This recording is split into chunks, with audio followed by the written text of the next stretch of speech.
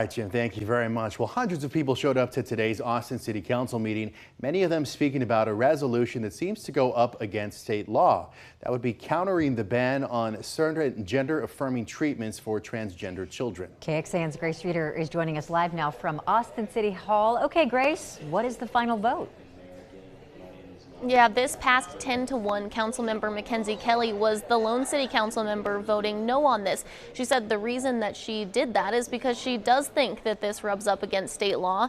On those lines, within the last 10 minutes, we got a statement from Attorney General Ken Paxton, which says in part, quote, "If the city of Austin refuses to follow the law and protect children, my office will consider every possible response to ensure compliance. Texas municipalities do not have the authority to pick and choose which state laws they will or will not abide by."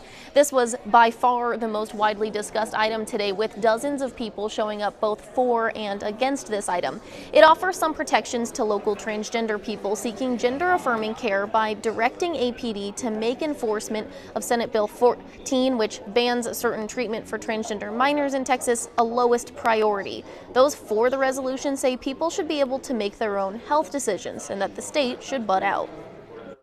The most people signed up for today are around an item that I am supporting that protects our trans community here in Austin, makes sure that our police officers aren't wasting their time and trying to inject themselves into someone's personal and medical decision, that this is something that really should be left to a private individual, and that's what we plan to do here today. I'm here to read a statement by State Representative Brian Harrison. There's already growing momentum in the Texas legislature for the state to strip the city of Austin of its autonomy and take over city governance. Actions like the one being proposed today, if passed, make it abundantly clear that this council is unfit to manage the capital city of the greatest state in the country.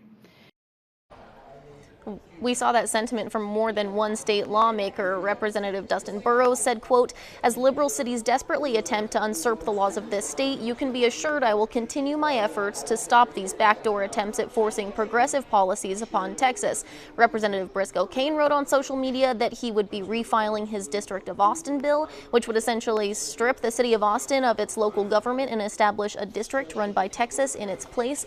But there were many speakers here today who said that they appreciated the resolution and that they believe it will help save lives. Back to you.